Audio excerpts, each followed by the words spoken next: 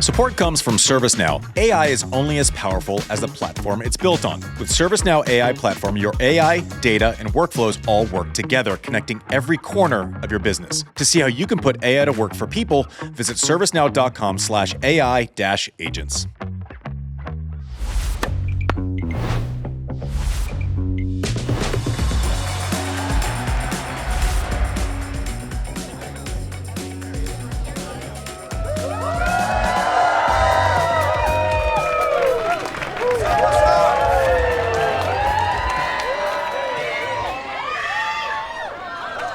Oh, that's what we call pandering to the crowd. 49ers. Roger Federer. Yeah. Ice cream. We're gonna play all the hits. We're gonna play all the hits. We're served. Brought to you by ServiceNow. This is served live. This has been such an amazing experience here at Laver Cup this week. We show up on Thursday to do our. I was told not to call it a dumb little podcast anymore. Yeah. A little podcast. And it's looked like this all week. You all have been so beautiful to us. Thank you so much for coming and watching our show.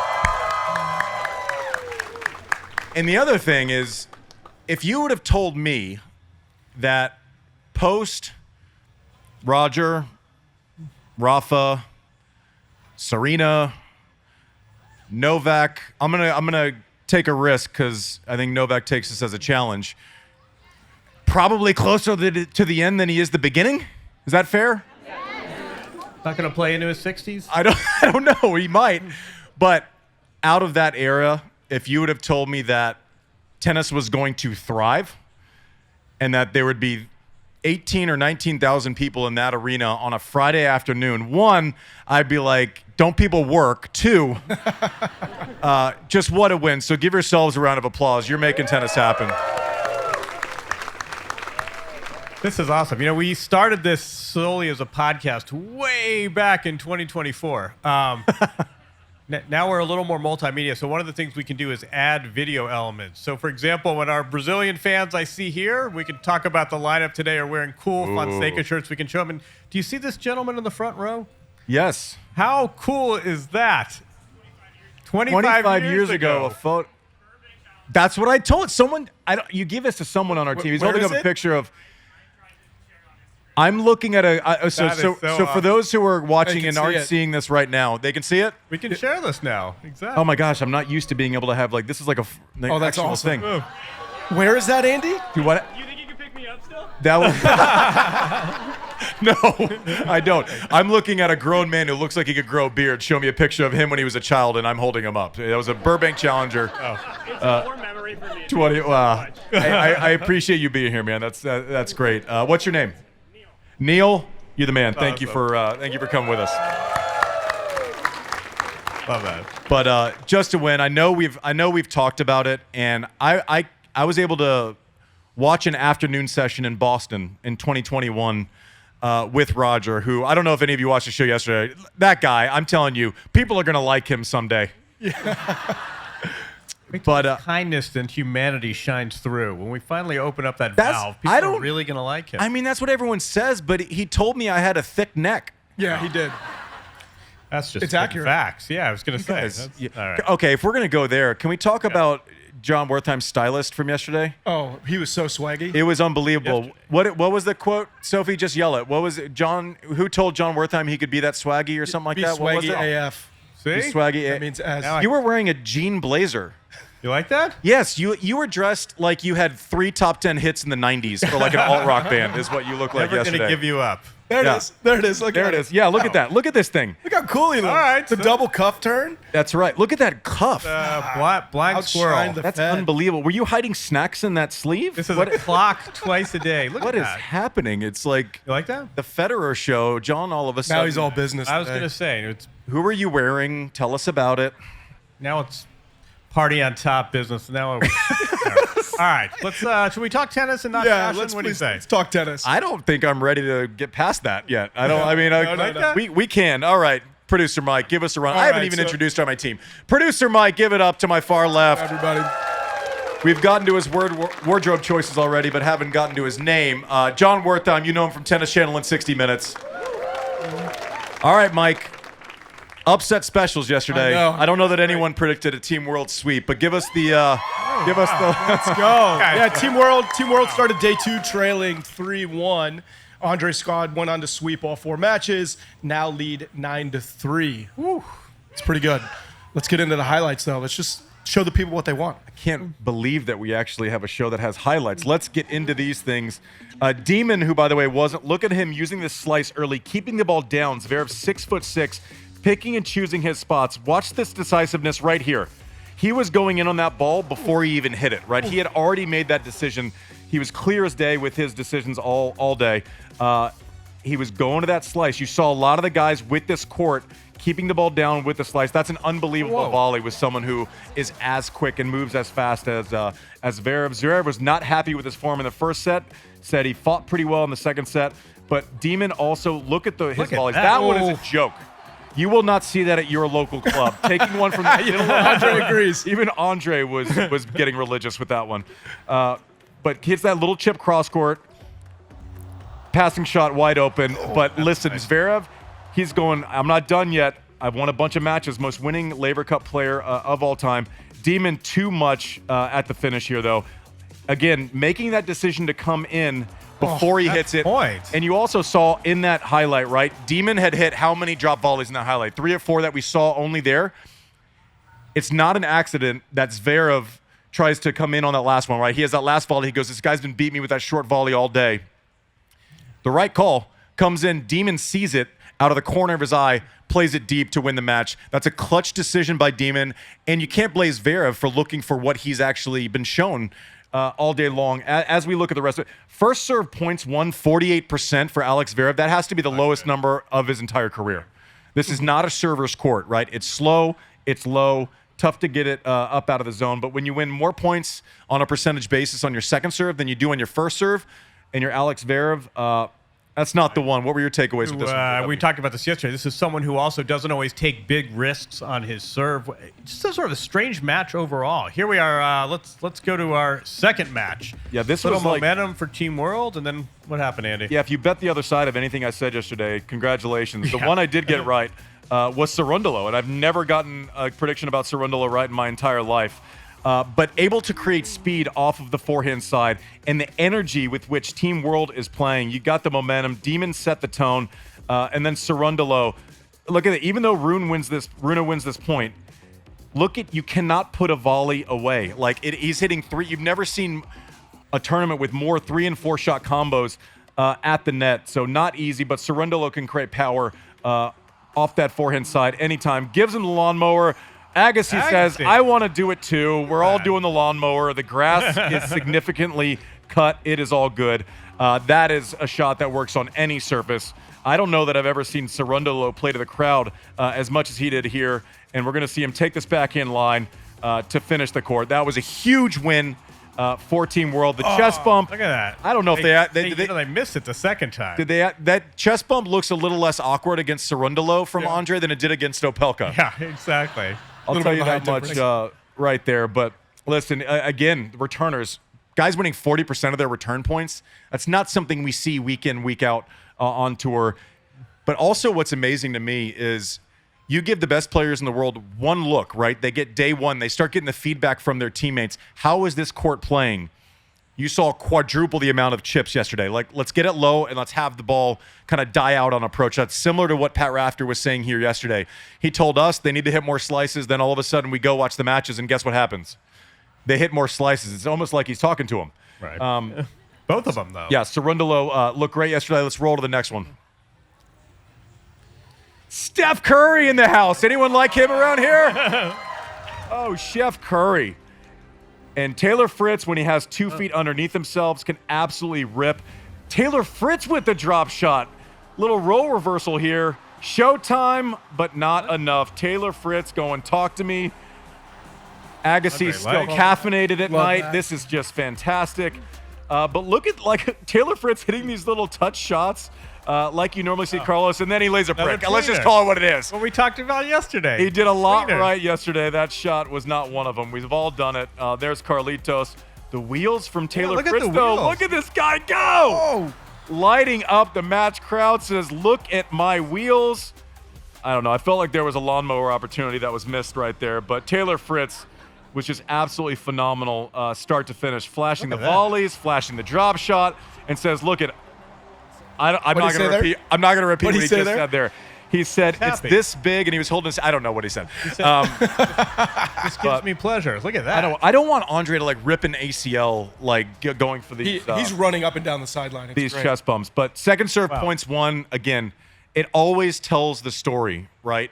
38% for Carlitos, 67% for Taylor Fritz. There is no chance that scoreline isn't going to be that way if Carlos is winning 38% of second serve points and Taylor Fritz is winning 67%. What impressed you the most yesterday, JW? I mean, part of it's just the big picture. 13 days ago, this guy won the U.S. Open, his second major of the year, and we're all saying there's a new king, and it's Carlos. And we all remembered his heroics at Laver Cup last year. To come out and win 5 games against a player who had never before beaten him. But I really think this was much more about Taylor Fritz and the variety. I mean, Taylor Fritz, I don't know if we think of him as one of the elite athletes out here, but you even saw from those highlights the movement. You saw him crowding the net. That was really a comprehensive win for I mean, Taylor Fritz will say this. He said, look, I beat Nadal and won Indian Wells, and this is one of the signature wins of my career. Yeah, and also, like, we were saying 13 days ago that there's a new king. Like, just so we're absolutely clear, that hasn't changed in the last 12 hours, right? Like he's still the guy. But do we have that last highlight? No, we have the doubles match. Yeah, let's get into that for a second, and we'll get more into Carlos. Oh, this is a joke. Incredible. Look at that! Oh, look at that! Look, I don't even know how he got that. I don't know how it didn't hit him. Someone better call Dingles here. I don't know. Cascarud misses the overhead. If you know, you know. But this is just kind of this is what momentum can do, right? Everyone feeling good. And props to Demon. Ooh. Not only for that one, look at this guy's ear. We got a bleeder. It looked like Tyson got a hold of it. Watch this. We need a cup What? man. Too soon? It was in the 90s. Get over it. Look at that. Look how tough he is. Like, if you didn't love Demon before that, I mean, this guy played the first match of the day and then played the last doubles match of the night and is up again today. Fantastic day from the Demon. You see great hands from Alex Mickelson there. Andre is just pumped. It is great to see him so engaged into it. And no. Let's just lay this down gently to finish off. Thank you, Alex. To finish off the day. Mickelson is going to get the call again first up today. But listen, let's spend a second on kind of the story of Alex de Minaur in this event, right? Let's just level set. In May, he says he makes the decision, I don't know that I can play this year. After New York, going and playing Davis Cup last week in Australia, coming all the way back to San Francisco, as I'm laying out my schedule, it seems like a big ask, right? And no one blames him for that because, we all have to make our scheduling decisions. There's, a handful of tournaments every year that don't fit. So then we lose Tommy Paul from Team World. We lose Ben Shelton from Team World. Who comes in to save the day, JW? A top 10 player who has looked at, and I think you really nailed it yesterday. Sort of the cheap thumbnail is, he's a fast guy and a counter puncher and sort of a defensive cutie. This is offense. I mean, his double skills, Alex Mickelson's too, by the way, which we should talk about. But no, so far, if there were an MVP, apart from Andre Agassi's energy, I think Alex de Minaur is our MVP so far. Well, also, yeah, absolutely. Props to him. And that earshot will live on forever, won't it? That was pretty cool. But also, we make a lot about the captaincy, the matchups, the in-match strategic situation with the captains.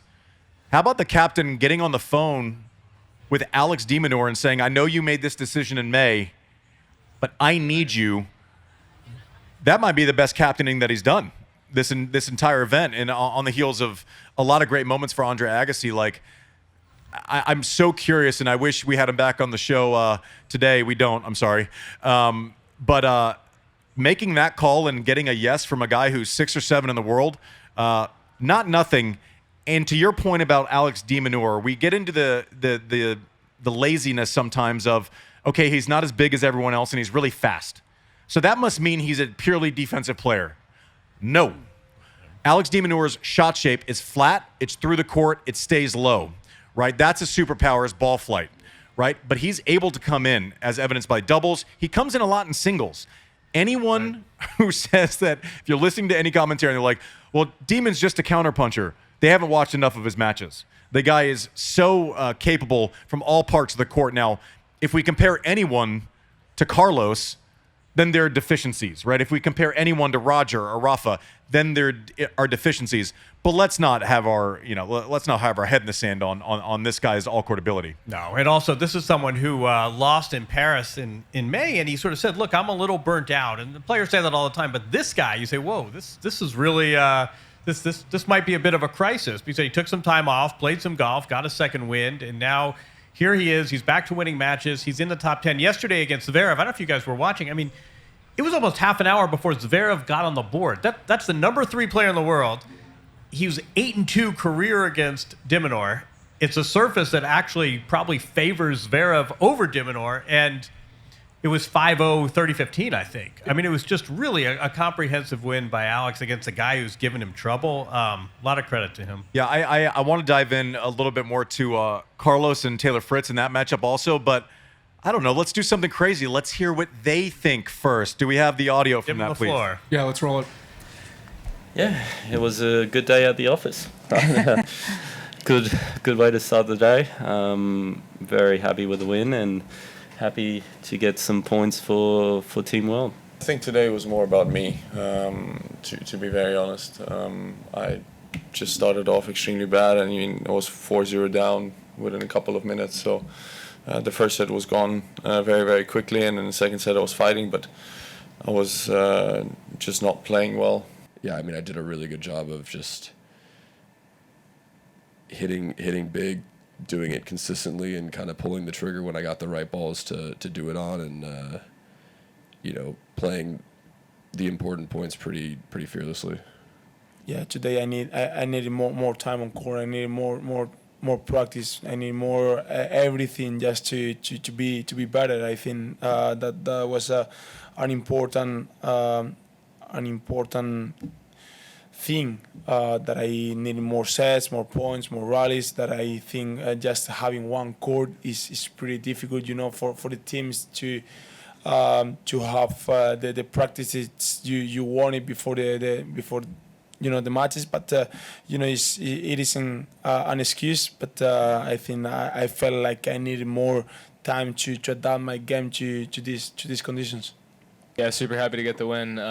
Tough day for me yesterday. Came really close a couple times, and honestly, just super inspiring from all the boys. Coming out and getting straight sets wins over amazing players. And just an unbelievable day at the office for all of us. So JW, right. if you're Carlos Alcaraz, and that happens last night, I think the question that is logical is, do you stay blonde? Where's his brother when you need? Where's his brother and his errant shaver when you need it? Yeah, I think. Listen, let's level set what the last month of Carlos Alcaraz's life has looked like, right? And if we want to get crazy and super responsible with commentary, let's go back to April, right, where he starts this run in Monte Carlo. I think he made the stat is so ridiculous. I'm going to be off by one. Has made 9 or 10 straight finals, including a bunch of Master Series events, Monte Carlo, Rome. I mean, it just goes on and on and on. 3 majors, of which he won 2, right, and played in maybe one of the best matches that I've ever seen with my own eyeballs at Roland Garros.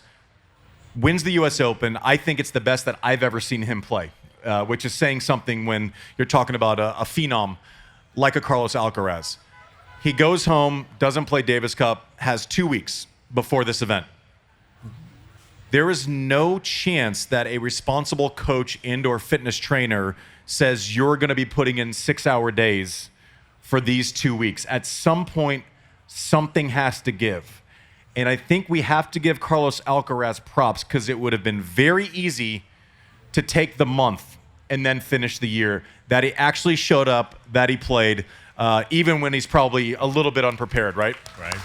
And I would add, not just in terms of tennis, there are a lot of responsibilities that come from being this global athlete. It wasn't as though he shakes Sinner's hand at the net, gets on a plane, and goes home. I mean, there all sorts of media and sponsor obligations, and he's traveling like crazy. There's also an Asia swing. I mean, I think something else, and maybe you can talk about this. There are no majors played indoors, obviously, at least when there's not raining and there's a roof. But I think we forget sometimes about indoor tennis. There's only one big court. So it's not as though he can go and spend 5 or 6 days here practicing on the same surface without actually getting in the building. What did you make of his comments about preparation in terms of this court itself? Yeah, he said, I would have liked more time on court. And when do you feel like you want more time on court? It's when you haven't been on court much. So that kind of lends itself to it being true. But again, there's just no world where he should have been taxing himself physically or mentally post-US Open. Like, there's just not a world where that actually happens. And frankly speaking, if you look back at the record for Carlos Alcaraz, indoors has been a tough surface for him, right? At World Tour Finals, I think he won his first indoor event in Rotterdam. And why is that? We've talked about it this week over and over. The bounce is a little bit more muted, right? You can't use the wind. And when you have the toolbox of a Carlos Alcaraz, right, you get him to Indian Wells and the ball's jumping over your shoulders. He goes, okay, I got a shot for that, right? On grass, ball goes through the court. He goes, okay, I have a chip for that, right? With this muted bounce, especially in a matchup against a Taylor Fritz, where if it's in his pocket, he's as good of a ball striker as exists in the world right now. It's just a little bit more difficult. And also, like, what are we doing? This guy has created a shadow to where he loses to the number 4 player in the world, Right. who's been in major final and was in the semis of Wimbledon this year, and we're all going, what happened? How could that possibly be? We have we've got a few hours, and he can author a different script. That's the nice thing about this competition. We'll forget about the Fritz match in a couple hours. Well, I want to get to Taylor Fritz also, because we have to give credit where credit's due, because he was an animal last night. He played absolutely fantastic.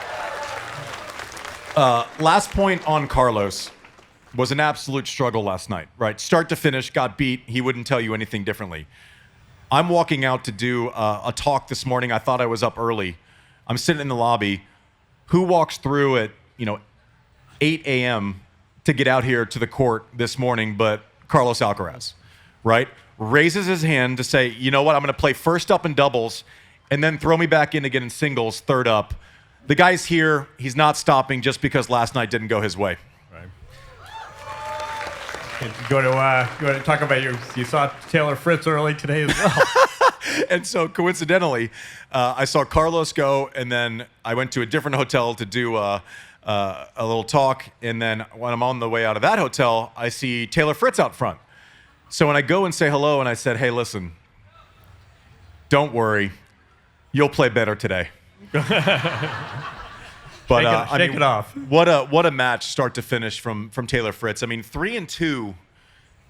I mean, that's a beating in professional tennis. Like that is start to finish, end to end. I don't know that we've seen Carlos kind of get dominated like that. I think he had a rough one maybe last year at World Tour Finals indoors. But what were your takeaways from seeing the performance that Taylor Fritz put on last night? Yeah, I mean, I think we heard Zverev say it was really more about me. Make of that what you will. We respect candor. I'm not sure other people saw it the same way. But in this case, I think this was much more about the winning player than Carlos. Let me give you a hot take. You were talking about Taylor Fritz, and I think we have admiration in part because you sort of know what his career was like when he started. Do you see any similarities? Stick with me here. I always thought Maria Sharapova was sort of a fascinating tennis figure because the branding was all I feel pretty and I see where you're going with this. She was a grinder, and you'd see her on court 17, and she said, listen, I'm never going to be the fastest player out there, but if I can get 10% better with my movement and with my speed, I can really make a difference. And I think I see a lot of similarities with Taylor Fritz. People, it's the Hugo Boss model, and it's sort of the nice-looking guy from Southern California. And he's like a tennis gym rat who plays whenever he can. We've talked about that. He sits there and studies the stat sheet like it's a sacred text. And we saw, I mean, again, those highlights, I think if I'm in the Fritz camp, I sort of clip those and send those to him as a reminder. There is versatility there. There is movement. He may never be Roger Federer, or may never have Alex de Minaur's raw speed. Yeah. But this is someone who's made these incremental upgrades, and they've made a huge difference, and they're completely counter to the sort of first impression you have of the guy, which is fashion model who happens to play tennis for fun. When it's really this guy's more committed than just about anyone. No. I mean, like, listen, you can't help that bone structure, can you? Listen, I've been on record many times. Taylor Fritz is not scared to go out there, take it on the chin, but he will lay it on the line every time. I guarantee you he was the first person to raise his hand and say, I want a piece of Carlos. Haven't beaten him yet. Same thing when he lost to Novak at the U.S. Open. He goes, this is going to be the day. The guy has a winner mentality.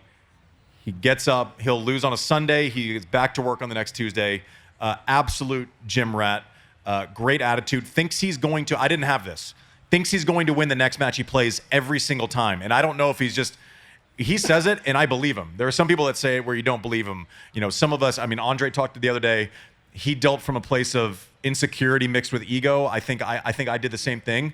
That insecurity doesn't exist with Taylor Fritz, even to the point where he can say, you know, I haven't beaten this person before, but I know I'm going to. That's a superpower, and he shows it every single time. Listen, maybe it comes down to Zverev Fritz here today. And who has you got anyone for the crowd? Head-to-head record, Zverev Fritz, anyone?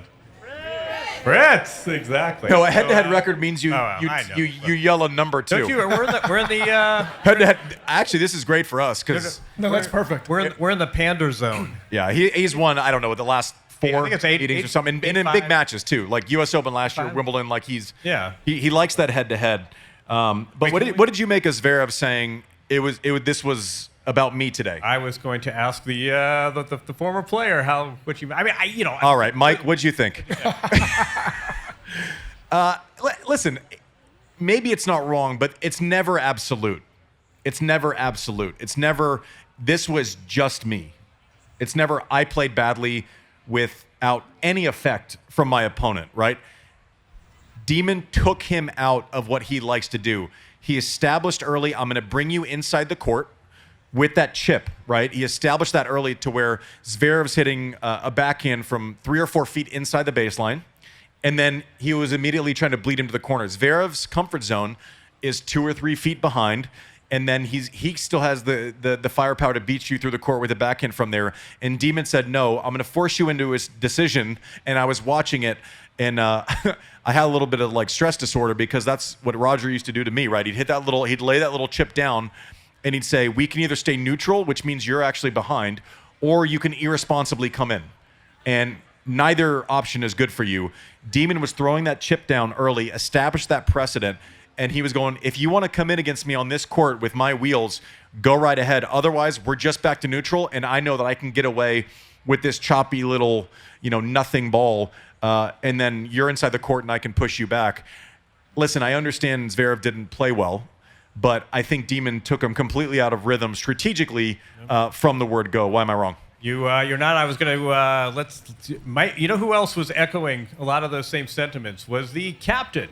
Can we talk a bit about there's a fellow out there from Las Vegas, and he's been very animated and has been chest bumping and doing the lawnmower and doing the multiple fist bumps. I don't remember Andre being so demonstrative when he played. Can you? No, interesting to watch him, huh? I mean, Andre, it's if you've listened to him in long form interviews and stuff, he will spend a lot of time telling you what he does wrong and what other people do right. And it seems like he's enthused by other people doing stuff right. But I'll tell you one thing, for all of his greatness, his vertical leap isn't very good. Yeah. Kind of pickleball. Pickleball's really hurt his vertical. Yeah, like one of the bigger arguments that I'll have against pickleball, which Andre loves now, is that, I mean, he's proven that it really doesn't help your vertical leap.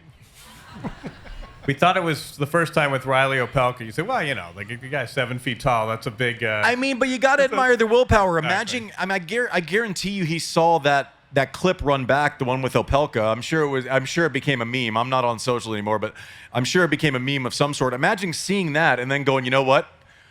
I'm going to double down on this. Yeah. I'm going to do it again. Yeah, triple down on it. Yeah, and then his team followed suit yesterday, right? What a win. But in all seriousness, getting a yes from Andre to fully commit to something is not always the easiest task because he will not do something a little bit. He is a man of extremes. I'm either not going to commit or I'm going to give you every ounce of what I have. And we've seen that this week. This is the coaching version of his memoir. If he's in, he's in. Well, let's level set on day 3. So right now we have Team World leading, right? If they win the first 2 of 3, they clinch the win. Yep. If it goes down to the final match, we could have a tie and head off into a doubles tiebreak. So, yeah, they're in great spot. And we said on day 1, or I said on day 1, we will see the Alcaraz-Ruud doubles matchup at some point, potentially on Sunday. And that's the first one out of the gate here. They have to be favored over Alex Mickelson, but props to Mickelson coming back after a tough loss against Mensik on the first day and getting through that doubles match. Can we just, Alex, 10 seconds on Alex Mickelson? Yeah. He's been a real revelation. I mean, Friday night, for the first set, he may have been the best player on the court in that doubles match with Carlos. Comes back yesterday. We saw in the highlights some of those reflexes. I'm not sure we saw Alex Mickelson as a standout doubles player necessarily 48 hours ago. He's been a real revelation this tournament. Now he's fourth match. Well, believe it or not, Andre knew something we didn't. Yeah, Shocking, exactly. because he put him in doubles the first day. Put him in again. Yeah. I mean, he is Mickelson. Is he the only guy who's played all 3 days? yeah. So far. So Andre has a lot of faith in that guy. What I'm interested in, when you're watching this doubles match, something to look for. Obviously, Carlos is going to be everywhere. He's going to come up with a bit of a chip on his shoulder after last night, which will be to the benefit of all of us watching, I'm sure. Where does Casper Ruud stand on Opelka serve, and what does Mickelson do at net to affect that? Right? So we saw the first round match, Opelka, Ruud. Andre came on, Roger was talking about yesterday, saying it's not realistic for Opelka to hit that nasty kick serve and Ruud kind of just let it fall into his pocket. It needs to be easier than that.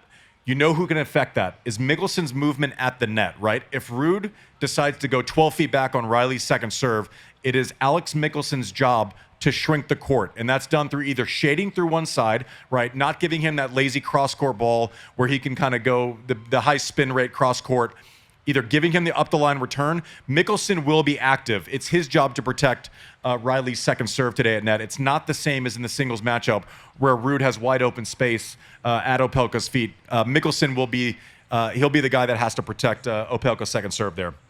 Want to go to the then singles match? Do you want to put Mensik and Demon? Mensik and Demon, who I believe they played twice, and not a big sample size, but both of those were indoor matches, and Demon won both of those. So his MVP credentials may get a boost in that singles match. Here we have him.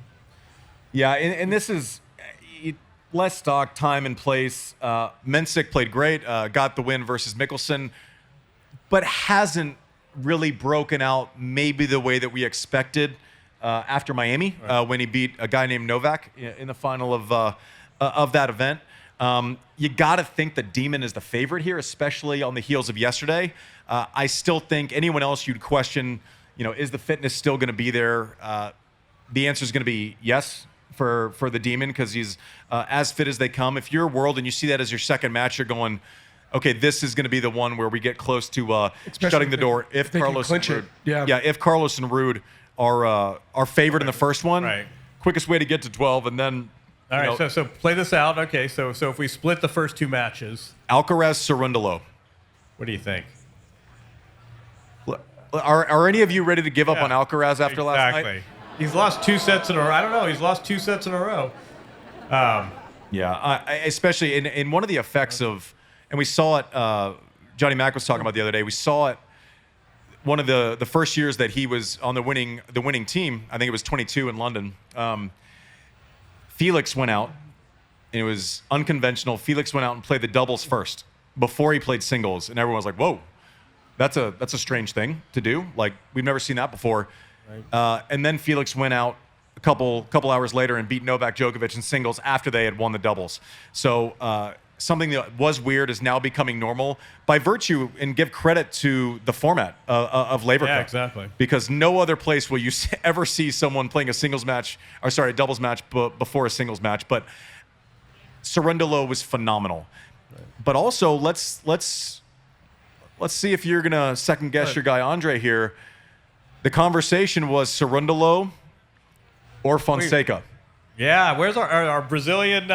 Sadly, you're. Oh, you guys, very you upset. look so Fonseca sad. Mania. Oh no. Yeah. As agree. well liked as Andre is here, I'm not sure his popularity in Brazil today is going to rival that. It's an interesting call. I mean, I was on Tennis Channel yesterday afternoon. Andre came up with Cerundolo, and Andre was absolutely glowing. I mean, that was his kind of performance yesterday. He was absolutely giddy about the way Cerundolo played, the cadence of the match, the fact that he brought it in the end. I think Cerundolo, Andy's prognostications notwithstanding, Cerundolo's been one of these players that sort of the fans, the real tennis aficionados have known about for a while.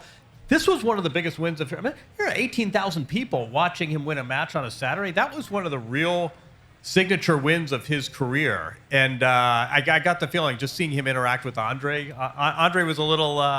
Andre got a little seduced yesterday. They last time they played, Cerundolo won. It was clay. It was a different time of the year, but Cerundolo won the first set. Alcaraz dropped one more game after that. So who knows? But yeah, if Cerundolo can clinch it, this would be one of the great moments of his career. I think Carlos is probably the favorite, though. I also think if Carlos has another, he wanted more time on court. Well, he's getting it today. Yeah, exactly. You know, he asked for it in the thing. I think Carlos wins that match. That's nothing against Cerundolo. He's fantastic. I said look for him yesterday. The amount of speed he can create off his forehand side is, I don't know, top 5-10 in the world off of like a slow dead ball. And we saw that on full display.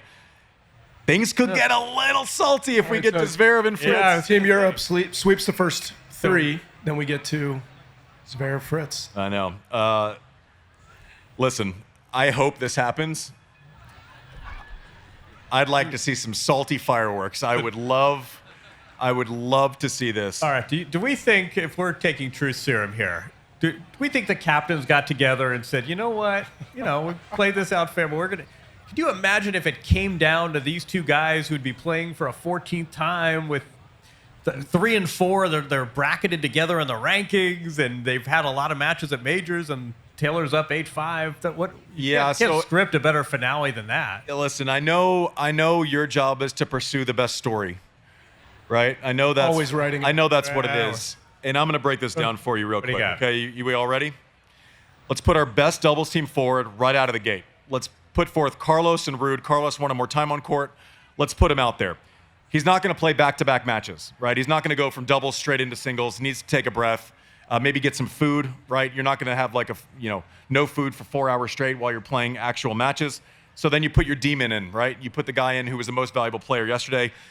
Alcaraz then comes back. I don't think there's some crazy conspiracy between captains. It's just spacing and getting your best player on the court as frequently as possible, as soon as you can.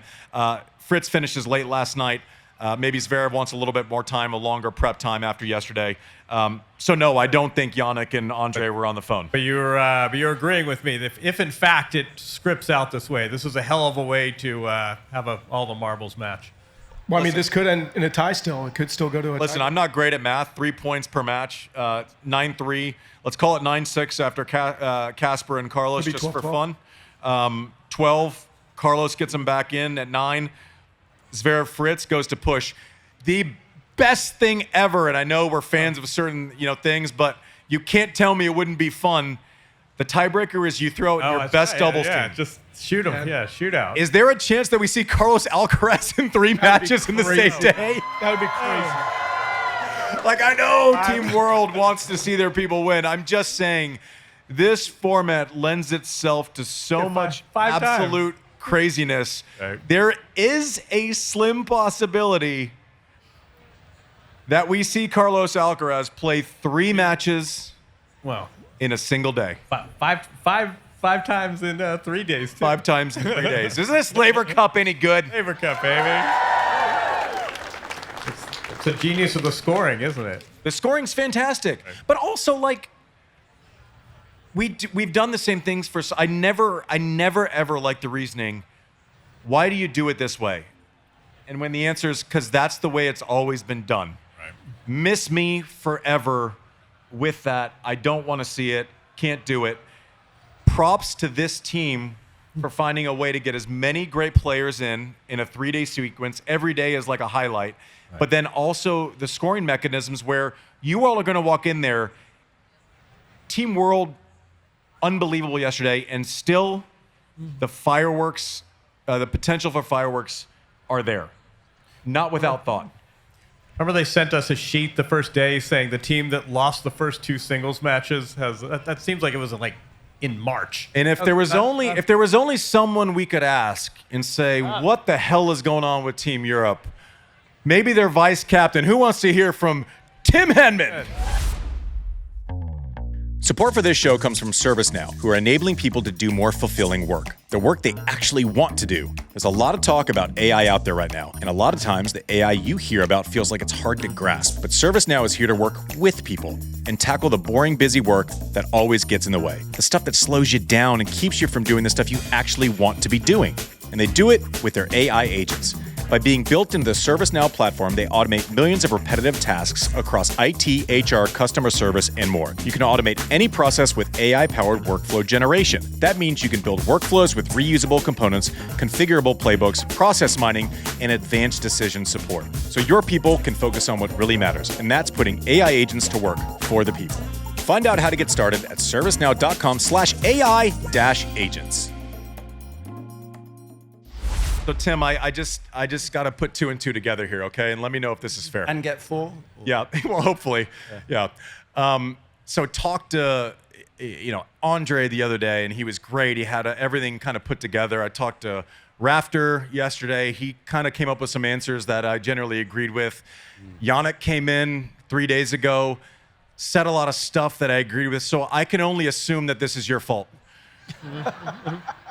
They didn't listen. I thought the coaching bit was and I have to apologize. I'm losing my voice from shouting at them, for them. I see if you agree with this. I said, on serve, you serve aces. If it comes back, hit it hard into the corner. Yep.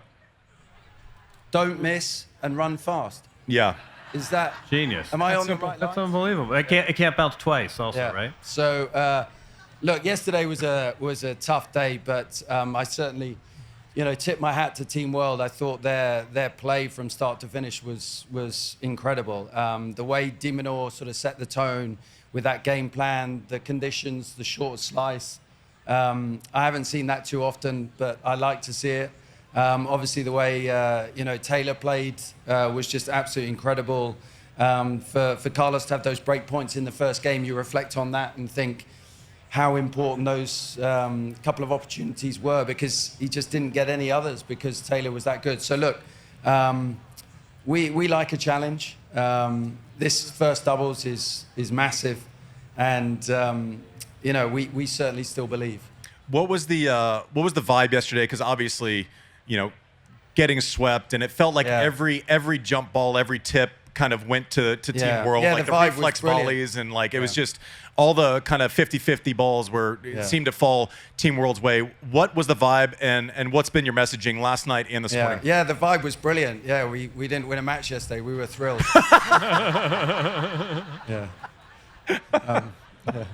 Have you got any good questions? But I just want to know how you're living with yourself. Look, you think about the lineup. You look at the head-to-head with Zverev and Minaur.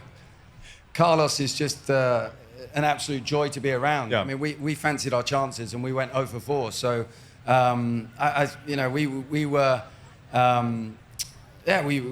down. We were disappointed. Jannik and his spirit, his aura is so fun to be around. And I've met Jannik over the years, but I haven't spent a great deal of time with him. I spent some time with him at Roland Garros and saw him a bit at Wimbledon, and he's been brilliant. And he said, tomorrow, i.e. today, we've got to bring that energy, and we've got to set the tone early, and that's why this doubles is the opportunity. Yeah. I can't stress enough. What a privilege it's been for me to be involved in this event, but to be around the guys. But Carlos Alcaraz, I'm slightly stating the obvious here, but it's just his energy is so good. And this morning when we came on the practice court, you know, he lost yesterday, but he's still so fun to be around. He ran on the court at 9 a.m. this morning. There was no one there, and he let out this sort of yell of, you know, I'm so pumped. Yep. He said, today's going to be a great day. And, you know, it's such good energy. And he practiced. And then the camaraderie between both teams is awesome. And then at the end of practice, Andre was there, Pat was there, I was there, Jannik was there. And Riley and Alex Mickelson came on the court. And he greeted them all. And then he said to Alex, hey, buddy, you know, how are you? And he said, Alex was great. And he said, yeah, he's good. And Carlos said to him, he said, are you ready? And he said, yeah. And he said, are you really ready? And I was like, oh my God. It's just. But also, like, so hey, good. listen, it's not often that Carlos gets beat 3-2, right? Where it's start to finish. Can I add to that as well? Zverev and Alcaraz got 10 games in 4 sets. It's impossible. Yeah, I mean, like, it doesn't happen. right. But also, Crazy. if you're going to pull off a comeback like you're hoping to today, how much does it affect the team where your best player raises his hand and goes, you know what, I'd like to play the doubles first, and then I actually want to go out and play singles, and if we're going to pull this off, I mean, I don't know, it goes to a doubles tiebreaker. I was saying there's a chance, it's like Dumb and Dumber, you're telling me there's a chance. There's a chance that we see him 3 times in a day. Like, what does it do when your player says, you know what, I'm going to be responsible for this? And it speaks volumes to him as a character. We all know he's a great tennis player, but you know, he comes into this event with so much passion, enthusiasm, energy, and that is, it's just a joy. And when you've played best of 5-set matches and you're down 2 sets to love, it feels like the winning line is a long way away. But all great comebacks start with one small step, and that is, you know, holding serve in the first game of the 3rd set. And so, you know, we believe, and it's where I go back to this doubles. You know, we lose this doubles, we're done. But how are we going to win this doubles? We need to try and win the first point. We need to try and win the first game. We need to try and build momentum. We need to get that set. We need to get 2. And if we can do that, stranger things have happened. Yep. So the beauty of the scoring. 100%. Roger was here yesterday, and he mentioned, Who? he used the word yeah, I know. It's Roger Moore. He used That would have been cool. That would have been pretty sweet too, yeah. 007. I got bad news. He mentioned the word interaction as one of sort of the beauties of this. I love that story. I mean, give Carlos coming out at 9 a.m. and he's like screaming, and we're gonna get yesterday out of our system, and today's a new day. Give us some more of sort of these interactions, these snapshot moments that you'll remember from this weekend. One of my, again, I've had so many. I said this earlier, and I stopped playing in 2007. 18 years. I mean, time flies when you're having fun, but I haven't had this much fun at a tennis event since I stopped. And that is absolutely hand on heart. Before our first match, wow, I got a round of applause for that. When we were in our locker room, we got a team locker room, and Jannik got the team together, and he said, I want you to say a few words. I'm going to say a few words to the team, and so I said, guys, you know. And he thought that was a good idea for you to say something. Yeah. At that time, he knows me a bit better now. So, maybe not next year, but anyway, I said, guys, it's been such an honor and a privilege to be here. I've had so much fun. You know, we've worked hard. Let's get out there and play for each other. We're right behind you. Give it our best shot. And Jannik said, something along similar lines. And then he hit his phone, and I can't remember what tune it was, but some pretty lively music came on. And he said, when I say yeah, I want you to say yeah. And so we were like, okay. And he said it the first time, and we said, yeah.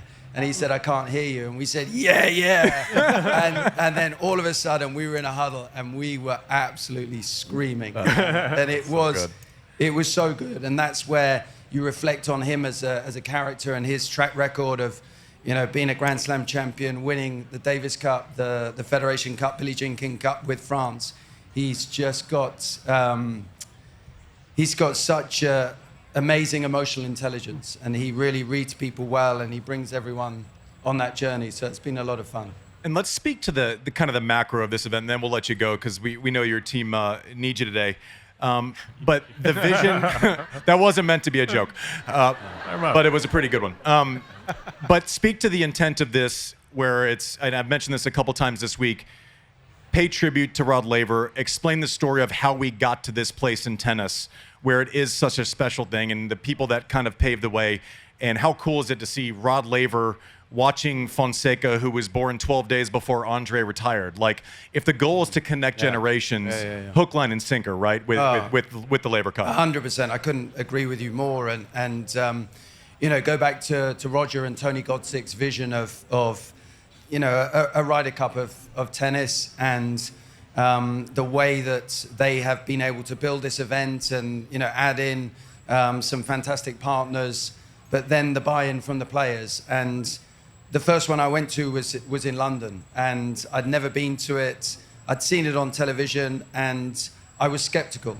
I felt like it was perhaps another exhibition. And I turned up, and I was completely blown away, firstly by the delivery, the whole event, the court, the stadium, the lighting, the partners, but the actors, the players on court. You can't fake that passion and intensity, and to see Roger retire there was so special. But the quality of the matches was unbelievable. And I was in Vancouver, and likewise, it was just incredible. And this is building an incredible legacy. And Rod Laver is an icon of our sport, and he goes beyond that. And to have this event is so special.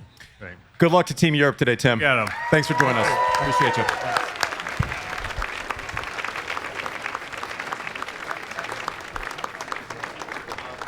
I think round of applause for our guy JW. He's got to go do his other job here. Good week, JW. We're gonna wrap here on Serve Live, which was presented by our friends at Service Now. I just want to say a quick thank you, and it's on a lot of the sentiment is the same as Tim Henman. I'm not one of the captains. I'm not in there involved in the matches. And I feel like it's been just as special. We started this podcast, we still operate it in a gym, in a garage. And so to come out here and see actual people and feedback and hear the enthusiasm, thank you for that gift that you gave us for the last 4 days. We really appreciate it. Applaud you guys. Yeah, it's been fun. I mean, it's amazing to think that I have a job where for this week, I've just sat around and talked to my idols. And to have you all here listening to us has been a dream come true. I love this new chapter so much. I'm such a big fan of the Laver Cup, and I will always support it in any capacity. Props to producer Mike and our team for just doing this thing. This is not what we normally do, right? Everybody back at house. We don't normally have all of these jibs and lives and timing and guests and the whole thing. Jib, good job. Thank you. I know what that camera's called. That was called a jib. I've learned that this week. Our team has been amazing, so props to our team all the way back, the people in the back. Let them hear you. This has been Served. We appreciate you. Thank you, everybody.